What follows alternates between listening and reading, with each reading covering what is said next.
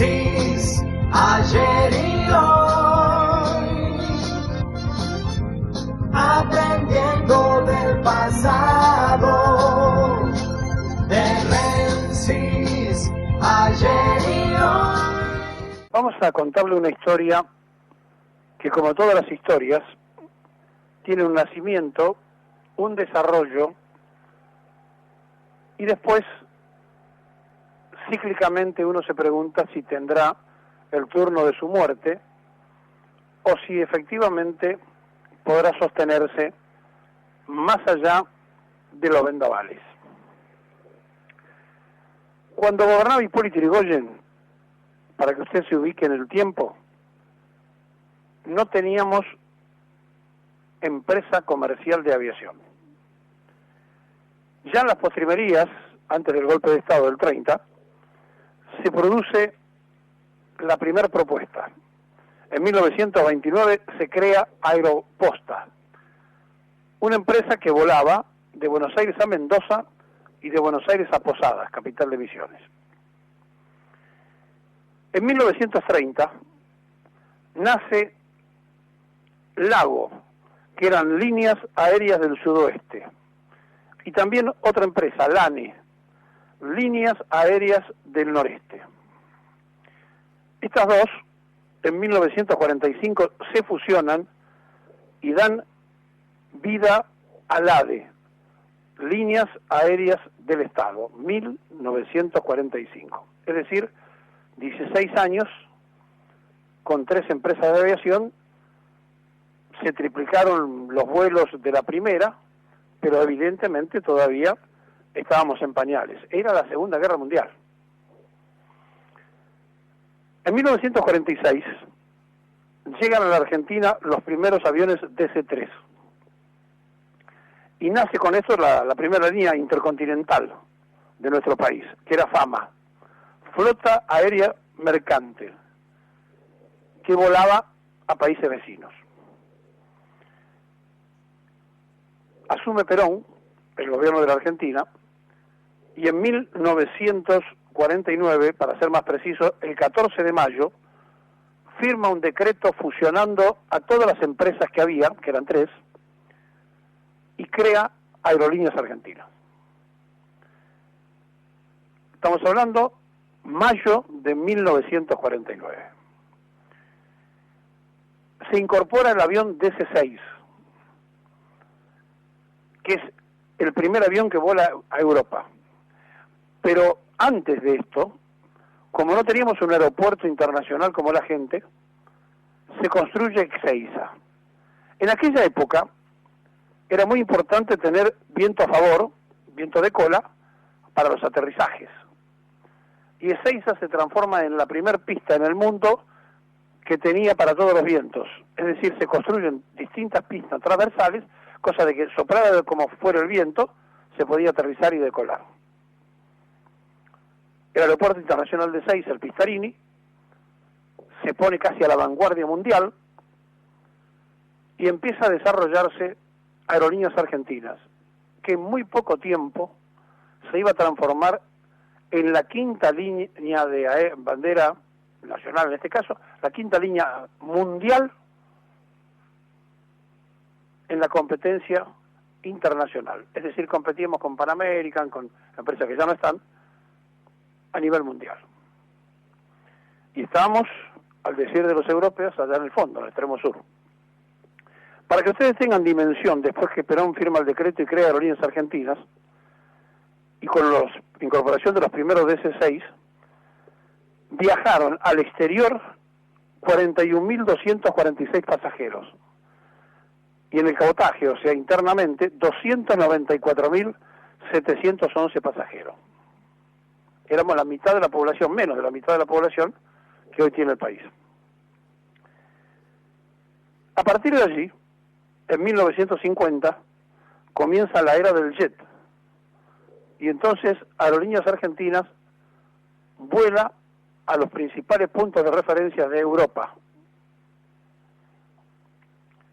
En 1965 empieza la era del Boeing.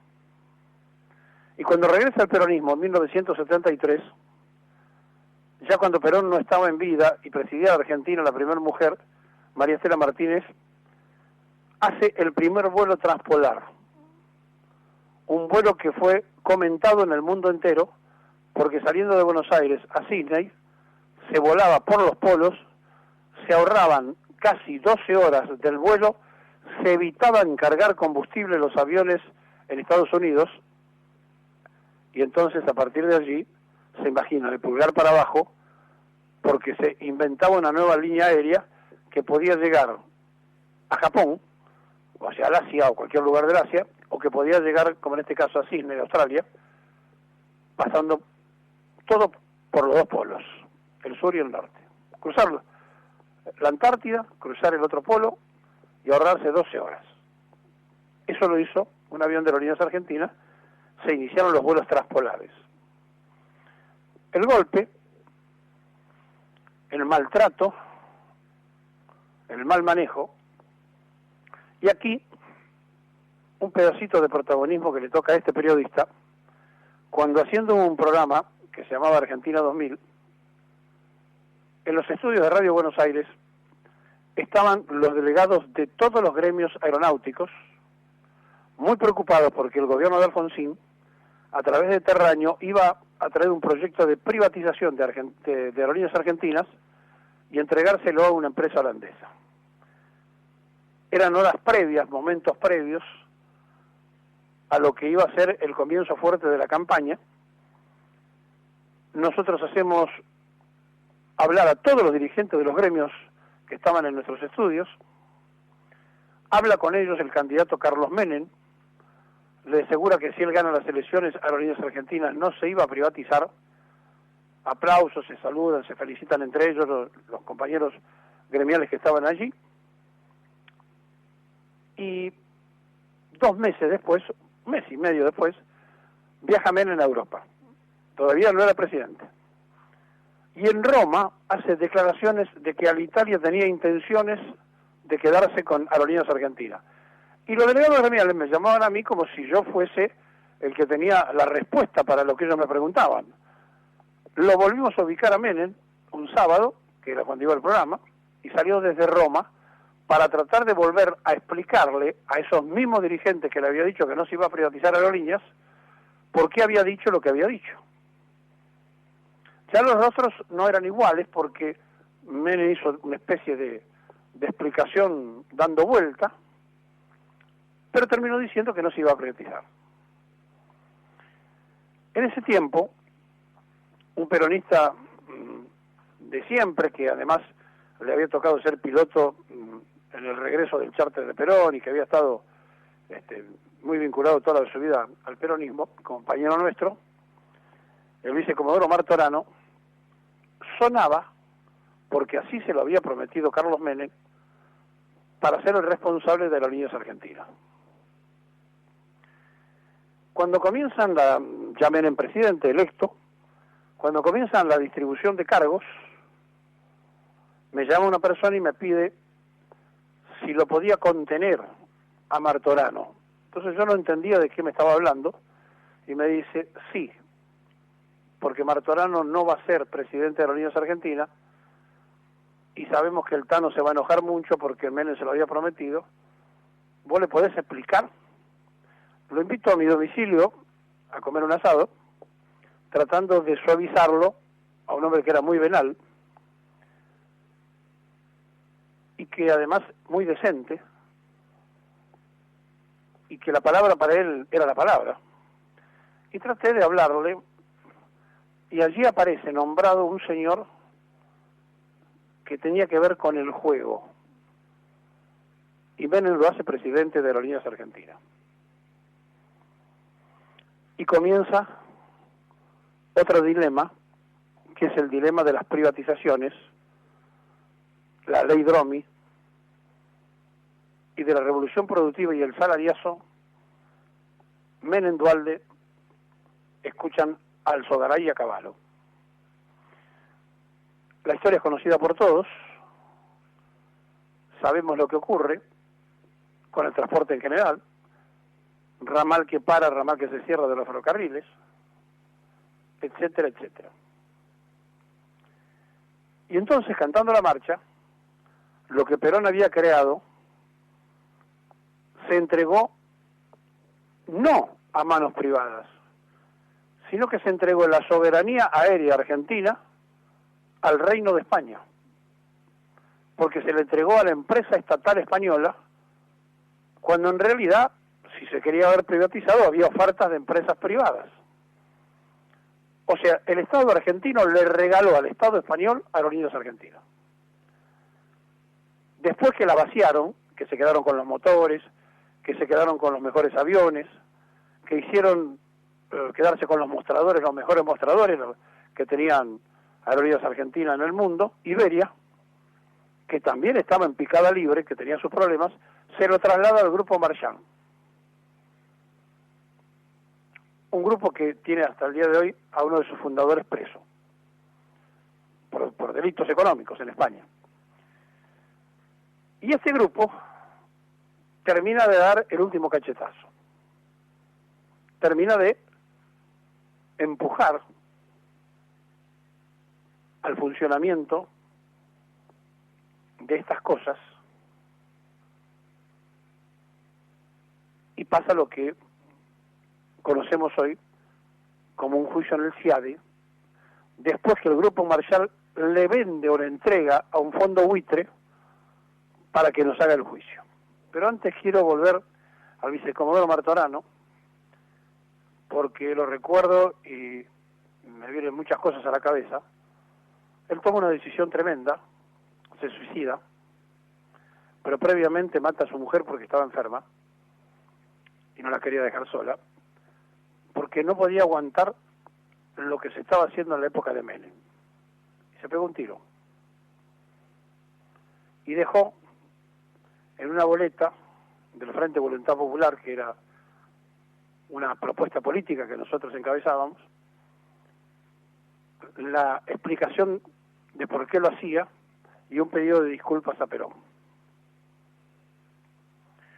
Ese hombre venal, al que tuve que entretener con un asado porque tenían miedo que lo fuera a buscar a Menem cuando se enterara de que Russo Basile iba a ser el presidente de Aerolíneas y no él, pese a las promesas y pese a que él era un hombre que conocía el tema y el otro sabía de juego, aquellos que habían pedido seguramente conocían de su forma de ser. Y Martorano se mató. Los gremios aeronáuticos se dividieron, algunos apoyaban las privatizaciones como los pilotos, porque decían que iban a ganar más, los mismos que estaban sentados con el resto de sus compañeros y decían no, que no se privatice, después estaban de acuerdo con la privatización. Y terminamos en lo que todos conocemos, o lo que algunos conocemos, porque en realidad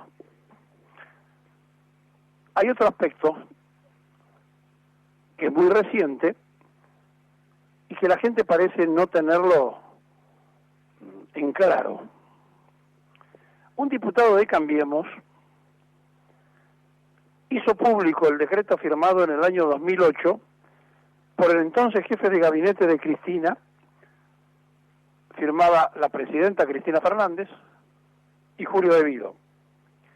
Y el jefe de gabinete era Sergio Massa, que firmaba la estatización de Aerolíneas Argentinas. El diputado de Cambiemos lo hace con toda la intención de culparlos por el juicio del CIADE. Bueno, dice que Massa no es ajeno a este problema de 320 millones de dólares que reclaman un fondo buitre. Y además de subirlo a las redes sociales, el miércoles 24 de diciembre del 2008 sube el decreto con esa fecha, donde aparece la firma de Massa. Esto es verdad. Massa era jefe de gabinete y lo firmó. Este diputado de Cambiemos, que la verdad no entró todavía en onda porque no se dio cuenta que desató un paquete muy importante, le dio pie para que Graciela Camaño, que es la madre mater de Sergio Massa, saliera ayer con los tapones de punta a reclamar por el actual vicepresidente de Aerolíneas Argentinas. ¿Y quién es el vicepresidente actual de Aerolíneas Argentinas? Bien, acá viene, por eso la pregunta al principio, si el nacimiento, el desarrollo y si asistiremos o no a la muerte, porque además ahora viene la Globe Coast a competir, porque Dietrich lo autorizó, o porque el macrismo está de acuerdo, porque de hecho Macri le vendió a los colombianos su empresa de aviación. Decíamos, ¿quién es el actual vicepresidente de Aerolíneas Argentinas? El actual vicepresidente de Aerolíneas Argentinas es un abogado que, fíjense ustedes qué cosa, ¿no? Salió en 1962 de la Universidad Católica y que está vinculado a Bruchot, Fernández Madero y Lombardi. Ustedes me dirán quiénes son. Es uno de los estudios más importantes y trascendentes de la Argentina, por las cosas que defiende y por los negocios que está metido, que además hacen referencia hasta a los legajos internacionales, como uno de los estudios más importantes del país. ¿Y qué trabajo tuvieron? Bueno, tuvieron que defender al Grupo Marchand contra la Argentina. ¿Y quién era la persona que tenía que ir a hacer los trámites cuando Burchov se transformó en el abogado del Grupo Marchand? El que ahora es vicepresidente, puesto por el gobierno de Macri, de la empresa Aerolíneas Argentinas. Y estoy hablando de alguien que indudablemente va a tener que dar algunas explicaciones. Porque ahora que se ha perdido el juicio en el CIADI, los abogados van a cobrar por el litigio los honorarios de un lado y del otro, y el vicepresidente de Aerolíneas Argentinas se tendrá que pagar a sí mismo honorarios por un trabajo de hace casi 10 años atrás, cuando litigó en contra de Aerolíneas Argentinas. El vicepresidente actual de la empresa es el abogado Ciro Astolfi, de él estoy hablando. Astolfi se recibió en la Universidad Católica en 1962, ha defendido negocios de Molino Río de la Plata, de Televisa de México, de Naspred, de Bunge, de Bass Corporation, por nombrar algunas. Pero además es especialista en fondos de inversión. Y esto es muy importante porque justamente un fondo de inversión es el que le compra el juicio a Marchand. Ustedes saben que los juicios se compran por mucho menos de lo que se está litigando. Y este fondo buitre es el que le gana ahora el juicio a la Argentina. Y entonces nos encontramos con la novedad que el vicepresidente actual de Aerolíneas Argentinas era abogado de los que nos ganaron el juicio. Y ahora él representa al Estado Nacional como vicepresidente de la empresa, pero a su vez va a cobrar honorarios y regalías por el trabajo de abogado en contra de la empresa que hoy él usufructa como vicepresidente de la misma. Por lo tanto, alguien tendrá que decir que en este conflicto de intereses debe renunciar.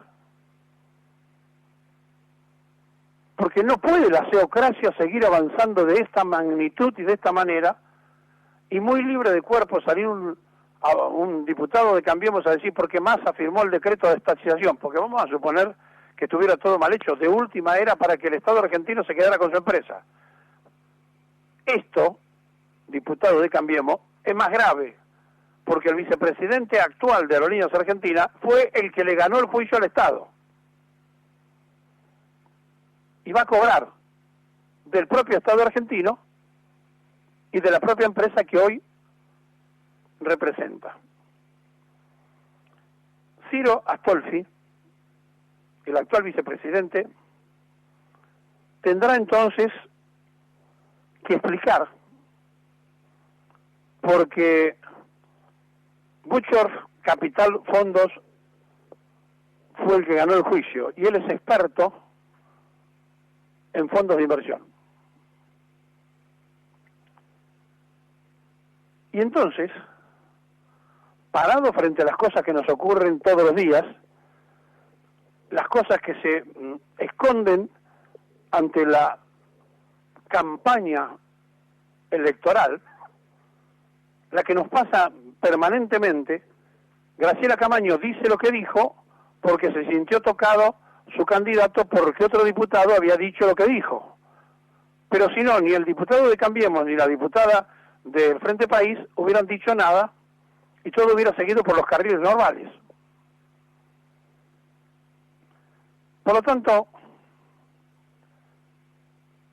el ingeniero Mario Dell'Acqua, que es el actual presidente de Aerolíneas Argentinas, tiene un vicepresidente que se va a pagar a sí mismo por el juicio que nos ganó. O sea, cuando digo nos ganó, porque los argentinos tenemos que pagar 320 millones de dólares. Seguramente será menos porque después habrá de rebajas, discusiones y demás. Pero habrá que pagar. Y el actual presidente de Aerolíneas Argentinas, que es un ingeniero, que tiene 63 años, 4 hijos, y que cuando entró a Aerolíneas Argentinas para reemplazar a la CEO que había estado antes, Constantini, a la brasilera Constantini, le dijo a todos los gerentes que estaban reunidos: yo no conozco nada del mercado aéreo. Así se presentó el actual presidente de Aerolíneas.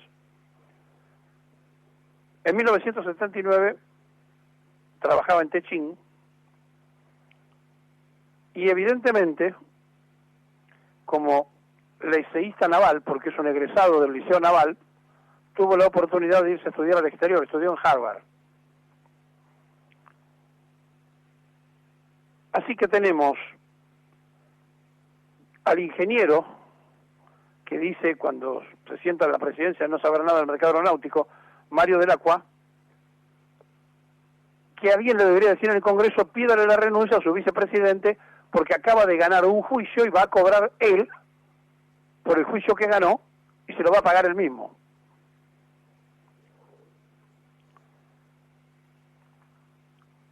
Esta historia, con el recuerdo emocionado del vicecomodoro Martorano, nos tuvo por pequeños testigos de cómo se desguazó la empresa que Perón la puso como quinta en el mundo y se hizo cantando la marchita.